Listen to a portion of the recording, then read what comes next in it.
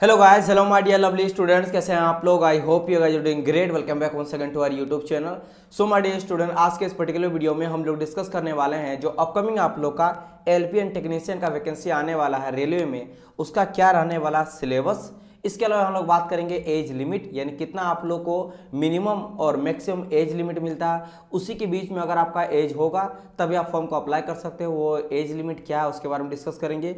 Then हम लोग discuss करेंगे एग्जाम पैटर्न के बारे में, यानी कि परीक्षा का पैटर्न क्या होता है, राइट। किस तरह का आप लोग को क्वेश्चन पूछा जाता है, कौन कौन से चैप्टर से, कौन कौन से सब्जेक्ट से आप लोग को क्वेश्चन पूछा जाता है, कितना नंबर का रहता है, कितना मार्क्स पूछा जाता है, कितना सेक्शन में एग्जाम होता है, इन सब से रिलेटेड हम लोग डिस्कस करेंगे। इसके अलावा हम लोग डिस्कस करेंगे योग्यता यानी क्वालिफिकेशन, एजुकेशन क्वालिफिकेशन कितना आप लोग को होना चाहिए, तब आप जाके एलपीए टेक्नीशियन का फॉर्म को अप्लाई कर सकते हो। अलग अलग पोस्ट के लिए अलग अलग आप लोग का क्वालिफिकेशन मांगा जाता है। तो सभी चीज से रिलेटेड आज के इस पर्टिकुलर वीडियो में हम लोग डिस्कस करने वाले हैं। जैसे कि आप देख सकते हो, सबसे पहले हम लोग डिस्कस करेंगे सिलेबस, देन आप लोग का एग्जाम पैटर्न यानी कि परीक्षा का पैटर्न, एंड थर्ड नंबर में योग्यता यानी एजुकेशन क्वालिफिकेशन, और एक आप लोग को डिस्कस करने वाले हैं एज से रिलेटेड। एज आप लोगों को कितना मिलेगा, ये चारों चीज के बारे में हम लोग कंप्लीट डिस्कस करेंगे। ये आप लोग का चल रहा एलपी टेक्नीशियन का गाइडेंस सीरीज। गाइडेंस सीरीज में भी अब इससे पहले भी कुछ वीडियो आ चुका है। अगर आप उन वीडियो को नहीं देखे हो तो जाके यूट्यूब के प्लेलिस्ट में आकर चेकआउट कर सकते हो। बिकॉज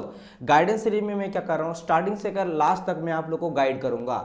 अगर मैं बात करूं, सबसे पहले मैंने वीडियो बनाया था कि वैकेंसी कब तक आने वाला है, राइट। फिर अभी बना रहे हैं सिलेबस, एग्जाम पैटर्न और एजुकेशन क्वालिफिकेशन, एज लिमिट से रिलेटेड। फिर इसके बाद मैं आप लोग को प्रमोशन के रिलेटेड बताऊंगा। देन सिलेबस में डिस्कस करूंगा कंप्लीटली, मैथ में किन किन चैप्टर से, किस किस टॉपिक से आपको क्वेश्चन पूछा जाता है। इसके अलावा अलग जितने भी है, रीजनिंग हो गया, आपके इंजीनियरिंग जो आपका ट्रेड है उससे कैसा क्वेश्चन पूछा जाता है, right. Current affair, GK GS से कैसा क्वेश्चन पूछा जाता है, साइंस से कैसा क्वेश्चन पूछा जाता है, मैं टोटल आपको डिस्कस कराऊंगा। फिर और एक वीडियो आएगा जिसमें आप लोगों को कट ऑफ से रिलेटेड बताऊंगा, दैट इससे पहले कितना कट ऑफ गया था, इस बार कितना कट ऑफ जा सकता है। देन उसके बाद फिर से वीडियो आएगा इंपॉर्टेंट बुक के ऊपर। तो पूरा का पूरा गाइडेंस सीरीज चलेगा एलपी एंड टेक्नीशियन का, जो आपके लिए काफी फ्रूटफुल और काफी यूजफुल होने वाला है। तो कंप्लीट गाइडेंस सीरीज को देखिएगा वन बाय वन करके। उसके लिए सिंपल आपको चैनल को सब्सक्राइब कर लेना है, बेल आइकन को प्रेस कर लेना ताकि कोई भी वीडियो आपसे छूटे ना। तो चलिए आज के वीडियो को हम लोग देखते हैं, वन बाय वन करके डिस्कस किया जाए।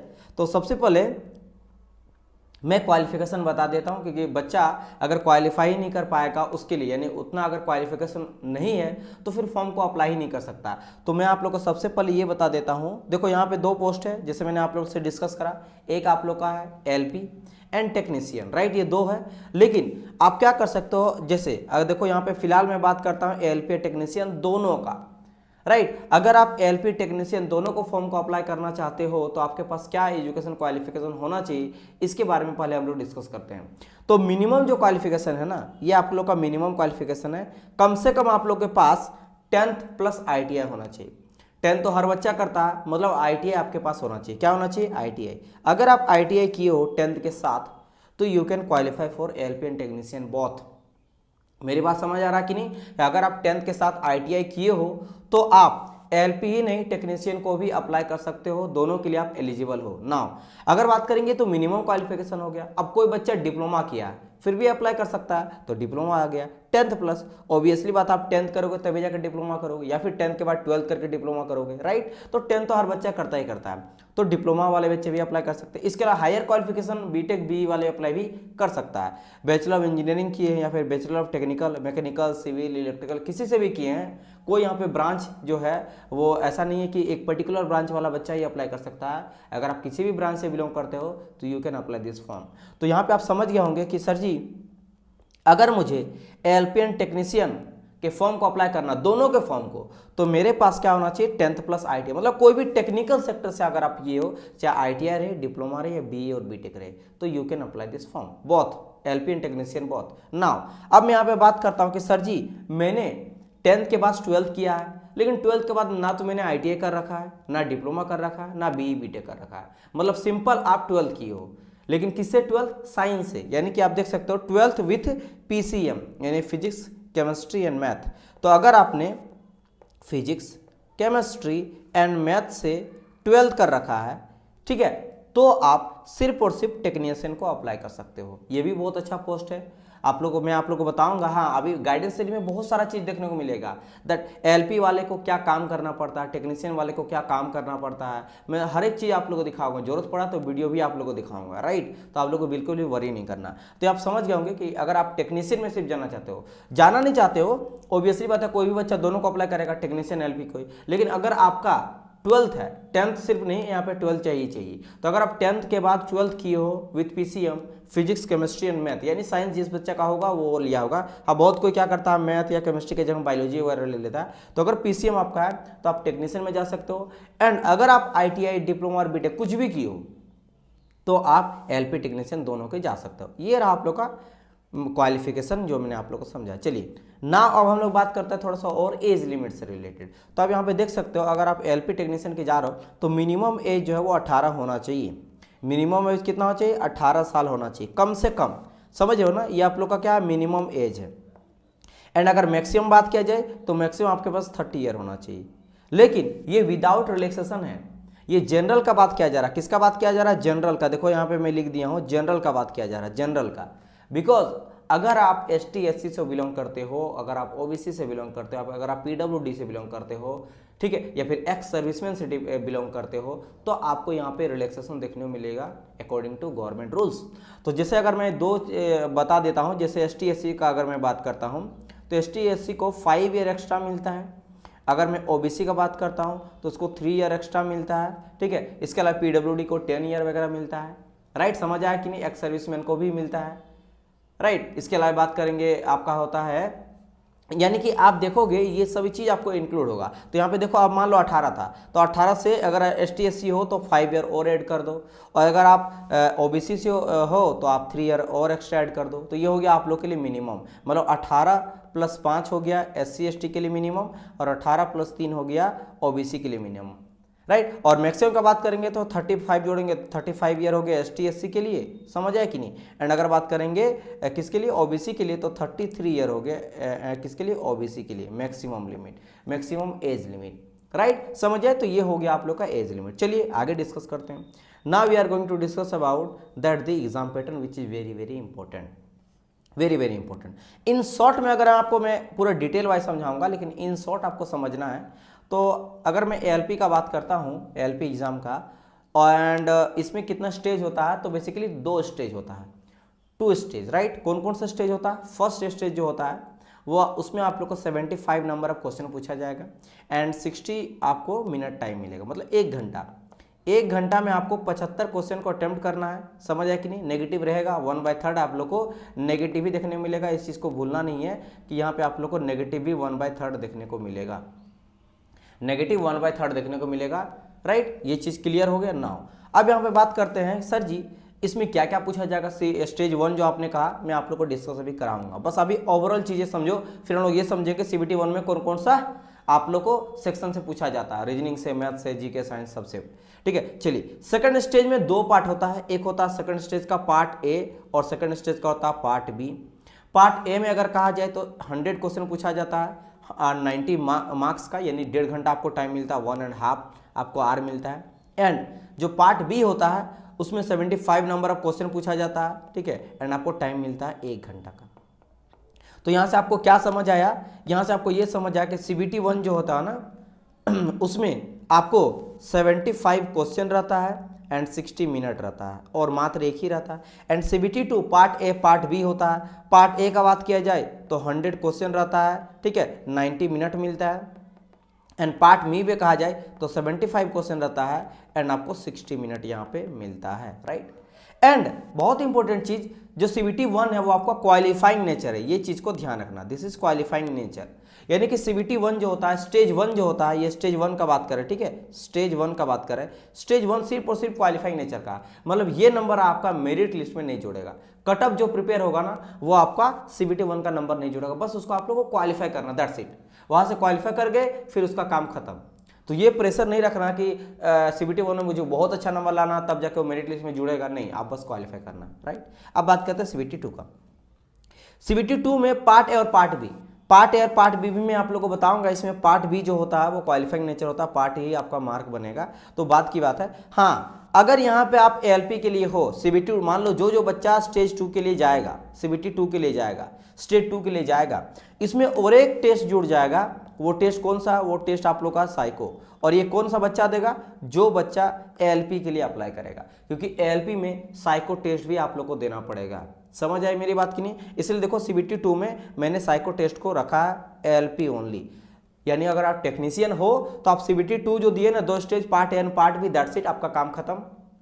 अब डायरेक्ट आप वेट करो कटअप का, राइट। लेकिन अगर आप एएलपी हो, आप एएलपी में अप्लाई किए हो, तो आपको साइको टेस्ट भी देना पड़ेगा सीबीटी 2 में। मतलब पार्ट ए पार्ट बी के अलावा आपको एक साइको टेस्ट भी बाद में देना पड़ता है।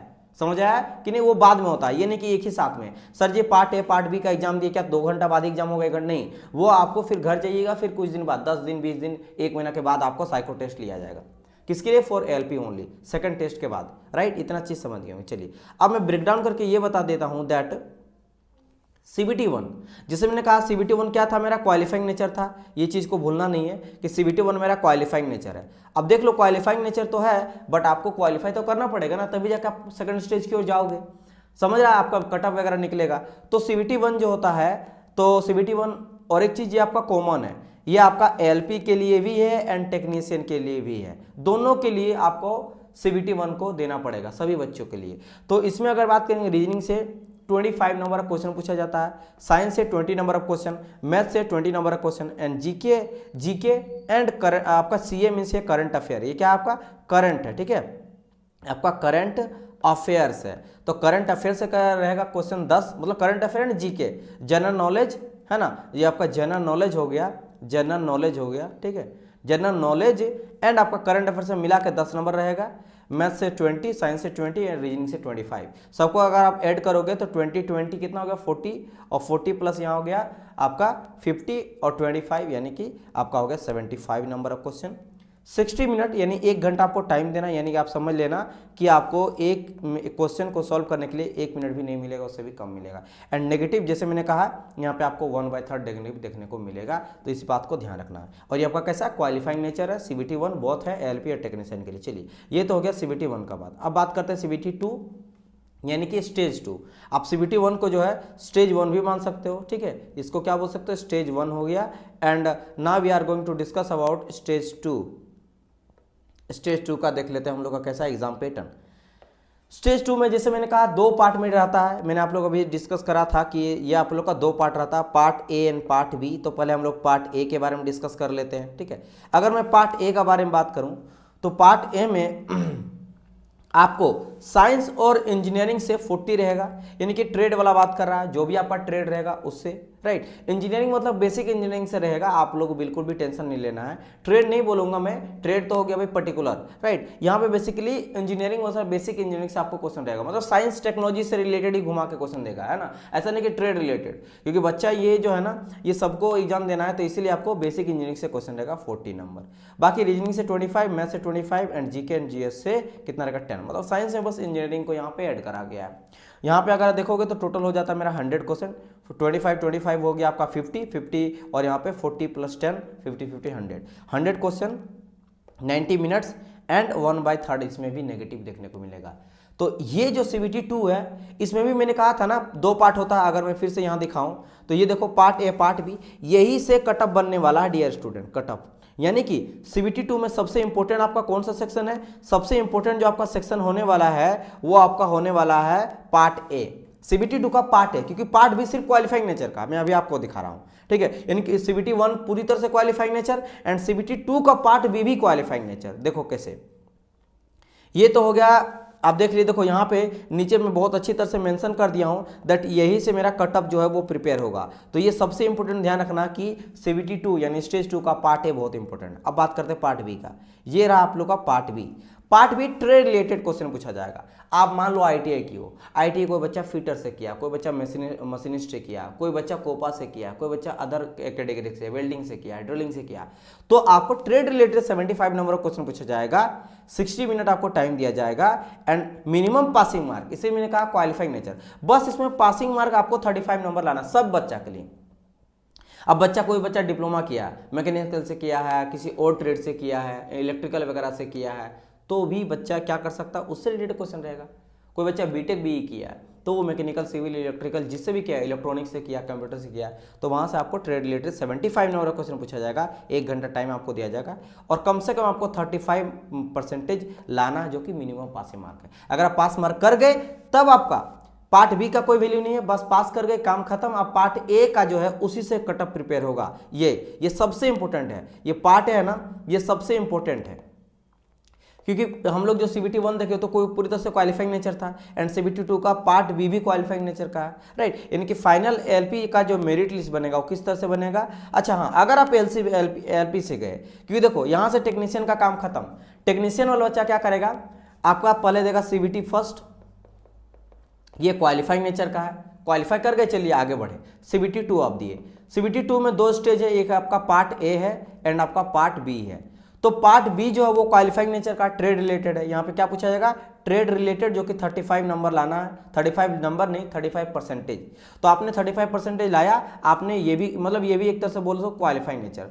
तो यहाँ पे ये दोनों तो क्वालिफाइंग नेचर हो गया, ये भी और ये भी। बचा क्या, CBT 2 का पार्ट ए, CBT 2 का पार्ट ए। तो अगर मैं बात करता हूं CBT 2 का पार्ट ए, तो इसी से आपका कटअप प्रिपेयर होगा और बच्चा को आगे मिल गया, जो भी लेना है आपको लोग को मेरिट लिस्ट के लिए बुलाया जाएगा या फिर मेडिकल वगैरह के लिए बुलाया जाएगा।